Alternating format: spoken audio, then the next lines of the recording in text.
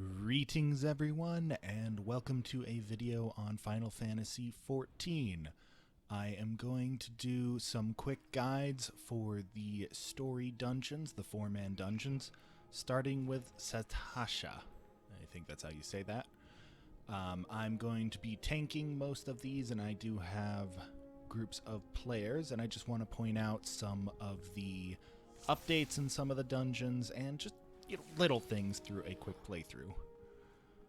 So I am Dark Knight for this one, and this is level 15, so I have very few of my abilities, so I will kind of focus on beginner tips in these dungeons. But if you're looking for specifically tank or healing guides in general, this is not that video. So for this dungeon, it is very straightforward, just a couple tricks in the middle. First thing I want to point out, in the distance you'll see a mysterious note. That will tell you which switch you need to press at the first boss. Since I'm tanking, I had to pick up the ads that aggro as soon as you get close to it, so I did not have a chance to read it. Normally one of the DPS will go and do that and put it in the chat. Not too much going on here. I'm not going to edit these right now, but maybe in the future ones I might do some editing. Thankfully, as a tank, I do have my AoE ability. But, yeah, there's nothing much of note right now.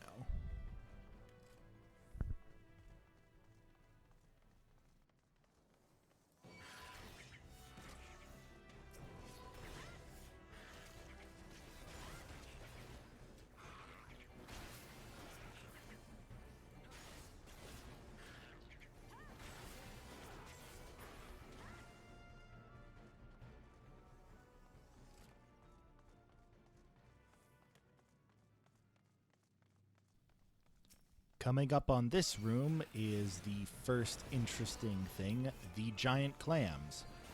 If they close, like they did just now, they will become invulnerable and you will not be able to damage them. So keep an eye on the clam. When it opens up, hit it hard with a single target ability. As a tank, I will need to use my AoEs a bit more, so you'll see me hit it with an AoE sometimes. But I do my best to try and focus it down with my single target rotation. Well, my 1-2 combo right now, because I don't have much of my abilities. But yeah, these clams are the first real tricky thing in a dungeon. There you can see I waited for it to open up, then we went and took it out. There's definitely enough time during the opening phase to defeat the clam before it closes. And I also wanted to point out in this part of the dungeon a tip for newer players regarding single target versus AoE abilities. AoE stands for area of effect, and they'd be things like when I cause the dark circle, or if a bard uses quick knock. Trying to think of other low levels.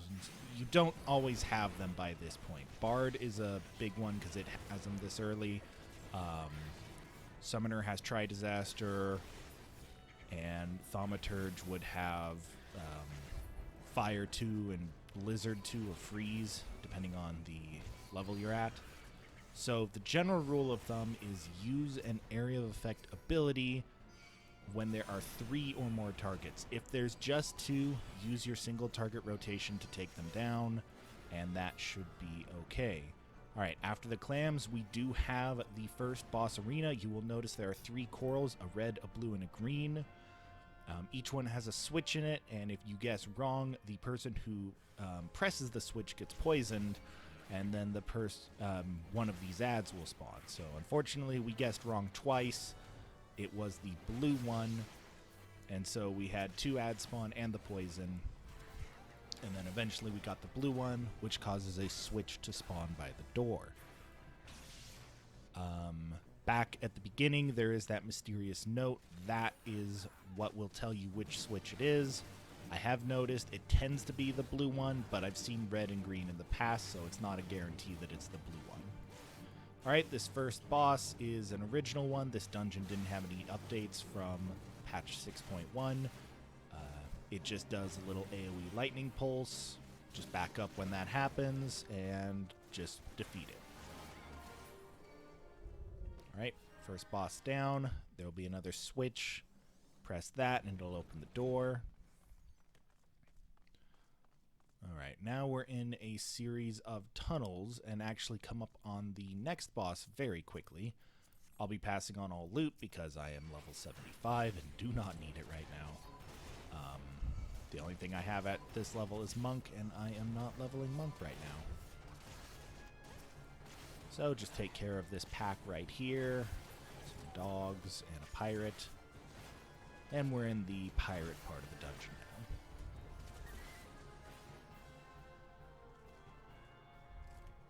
now. Alright, second boss. We are up against Captain Madison. For this boss, you'll want to focus down the two side pirates and then hit Captain Madison until he's at half health. He'll then run away. Very easy boss. And a good example of use the AoE ability when there's 3 of them and then switch to single target when there's 2. 2 side ones are down, and we get some fun commentary from the parrot in the background.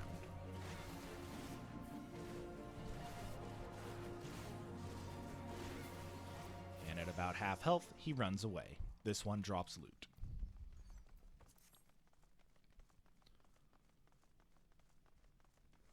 Alright, now for the Tavern. This one's going to have a series of keys you need to collect from fallen enemies. Grab the first mob. It's 3 of them together. You can probably chain to the second mob if you'd like, if you're comfortable with tanking. For the most part, when I'm going to do a video guide, I'm going to try and take things slower so I have more time to point out interesting facts or if key items drop. I've recorded the first 3 dungeons already, and I can say that during Copper Bell, I did have a healer rushing me, so I did have to pull harder on that one.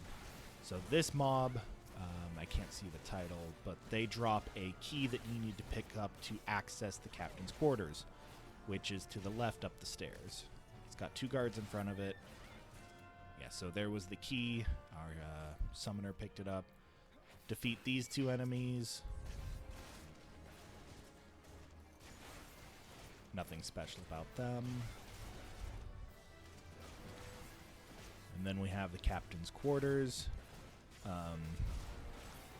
Slightly sad bit of lore. Some of the NPCs that aren't hostile will make exclamations, basically saying they've been enslaved by the pirates. We defeat this one.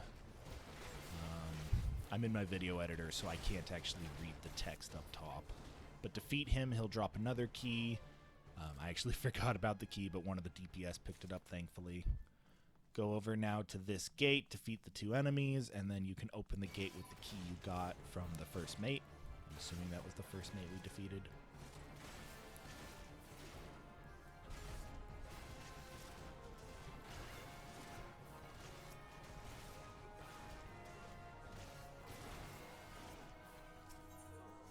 Alright, so a lot of people kind of mistake what's coming up next as a boss, and I've seen some confusion because it's got the line right in front of the door, but this isn't actually a boss we're doing. This is a mini-boss. I think it used to be a boss, but now it's Captain Madison again, and he's got his 2 sidekicks. Take them out, just as before, rinse and repeat. The difference is going to be once the captain gets lower on health. I think it's 75%. He's going to summon some scurvy dogs from that door I've turned to face. So it'll be the tank's job to pick them up as soon as they come in, because odds are in a boss fight, the healer's going to be healing, and they'll have first aggro. Yep, as you can see, some of them started on me, but I've got a couple that are beelining straight for my healer. So I'll just drop a couple patches, get the aggro on them, and finish them off. At this point, the captain hadn't quite run away. Okay, he just ran away now. But I did have to pick up the dogs before we got his health low enough. All right. Nothing too crazy left. So in this area, I would just say tanks, be mindful of pulling too much. As I said again, I am doing this nice and slow for guide purposes, but you can probably handle 2 sets of mobs at a time at this level. I guess I'll make a tanking or a tanking tip, since that is the role I did for this. Figure out which one has the bow and arrow and fight on top of that one. The other 2 will come close to you, and then you can hit all of them at once. Yeah, so bow and arrow, because they won't move, they'll just shoot you from a distance. So casters, bow and arrows, those are the ones you want to get up close and personal on. Alright, last set of ads for the dungeon.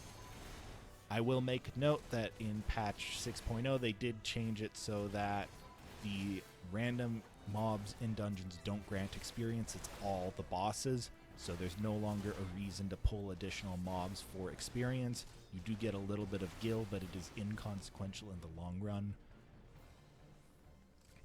Alright, and now for our final battle against Captain Madison. But wait!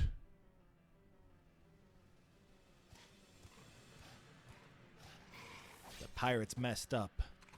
They built their lair on a Sahagan spawning ground. So now we have to fight the Orca Tooth. So this battle is not really going to be a good example of the fight because we will defeat him before the mechanics ever really come into play. But you'll see there's 4 platforms surrounding the arena, and each one of them has unusual bubbles. And throughout the fight, they will start bubbling. I've highlighted that one there, because that one has activated. The 2 I can see are both active. And what a DPS is supposed to do is go and click on them, which will prevent another ad from spawning in the fight and joining in. However, we have enough damage where we just focused the boss down, and he was defeated before anything else could spawn. Alright, that was Sastasha. Thank you for watching, and I will see you in the next one.